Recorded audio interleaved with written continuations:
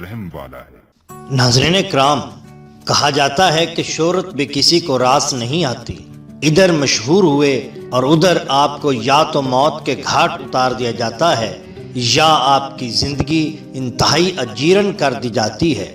ہماری آج کی ویڈیو میں ہم مسلمان مفکرین اور سائنسدانوں کے انجام کی مختصر سی کہانی آپ کے سامنے بیان کریں گے کہ ان کا آخری وقت کس طرح گزرا اور ان کی علمی خدمات کا لوگوں نے انہیں کیا صلہ دیا۔ ناظرین، آج کا انسان طرح طرح کی آسائشوں کا عادی ہے۔ یہ مہینوں کا سفر محض چند گھنٹوں میں طے کر لیتا ہے، میلوں دور بیٹھے لوگوں سے رابطہ قائم کر لیتا ہے۔ یہ سب کچھ سائنس کی ترقی کے سبب بھی ممکن ہوا ہے، لیکن ترقی کا یہ سفر اتنا بھی آسان نہ تھا۔ یہ ترقی ہم تک پہنچانے کے لیے علم و تحقیق کی جستجو رکھنے والوں نے نہ صرف اپنی زندگیاں وقف کر دیں بلکہ کئی سائنسدان اس جرم میں اذیت ناک موت کا بھی شکار ہوئے۔ چاہے وہ یورپ کا مشہور سائنسدان گلیلیو ہو، جس نے پہلی مرتبہ یہ نظریہ پیش کیا کہ زمین سورج کے گرد گردش کرتی ہے، اور اس کی پاداش میں تمام عمر قید تنہائی میں گزاری، یا پھر اس جیسے کئی مغربی سائنسدان جو اپنے جدید نظریات کے سبب قید یا موت کے مستحق ٹھہرے۔ یہی صورتحال صرف یورپ کی ہی نہیں بلکہ مسلم دنیا کے مشہور ترین سائنسدانوں نے بھی علم و تحقیق کی بہت بھاری قیمت چکائی ہے۔ وہ مسلمان سائنسدان ہوں یا مفکرین، جن کا نام لیتے ہوئے ہمارے سر فخر سے بلند ہو جاتے ہیں، آئیے دیکھیں کہ ان مسلمان سائنسدانوں کو ملنے والی ہولناک سزائیں کیا تھیں اور ان کے ساتھ اس دنیا نے کیا کیا۔ سب سے پہلے ہم بات کریں گے ابن رشد کی۔ یہ 12ویں صدی کے مشہور فلسفی ہونے کے علاوہ ماہر فلکیات، ریاضی دان اور ماہر طبیب بھی تھے۔ یورپ کے جدید فلسفے کی بنیاد ابن رشد کی تعلیمات پر ہی اٹھائی گئی، لیکن اس عظیم شخصیت کے ساتھ بھی کچھ زیادہ اچھا سلوک نہیں ہوا۔ 12ویں صدی کے آخر میں جب ابو یوسف نامی حاکم نے قرطبہ میں اقتدار سنبھالا تو ابن رشد کو اپنے فلسفے کی وجہ سے حاکم وقت سے اختلافات کا سامنا کرنا پڑا۔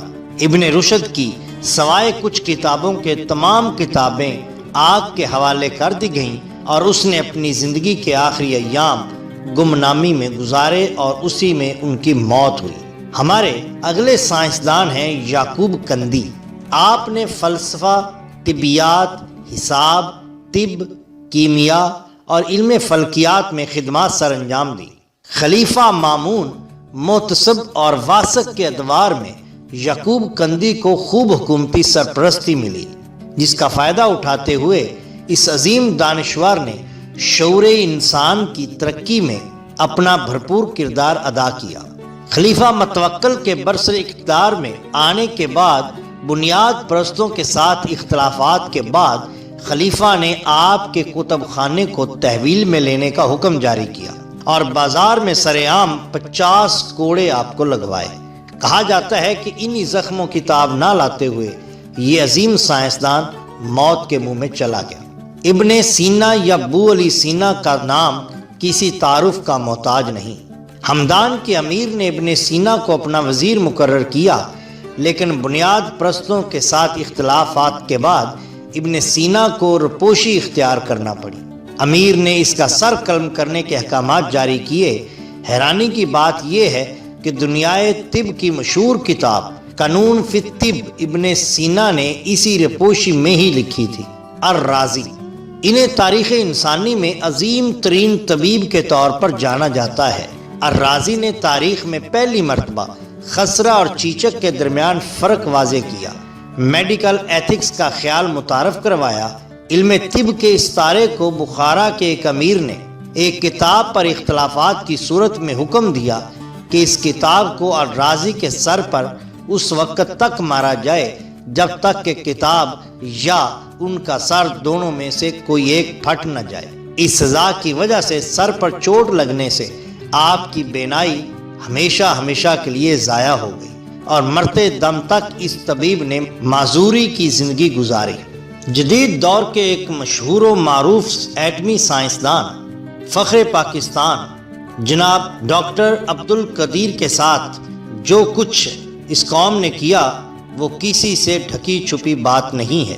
اس عظیم سائنسدان جس کو پاکستان کی ایٹمی طاقت کا روح رواں سمجھا جاتا ہے، جن پر یہ الزام لگایا گیا کہ انہوں نے پاکستان کی انتہائی اہم اور ضروری دستاویزات اور ٹاپ سیکرٹس کو دوسرے ملک کو بیچ کر غداری کی ہے، ان کو پوری دنیا کے سامنے میڈیا پر آ کر یہ کہا گیا کہ وہ یہ کہیں کہ انہوں نے غلطی کی ہے، اور انہوں نے ناچار اس بات کو منظور بھی کر لیا۔ ناظرین، اس فخر پاکستان کے ساتھ جو کچھ ہوا، اس کے بعد یہ کہنے کی ضرورت نہیں رہتی کہ اس ہرزہ سرائی پر پوری دنیا نے اس عظیم سائنسدان کا مذاق اڑایا۔ اس کے علاوہ مسلمان مفکرین کے ساتھ جو کچھ ہوا وہ بھی آپ کے سامنے پیش کرتے ہیں۔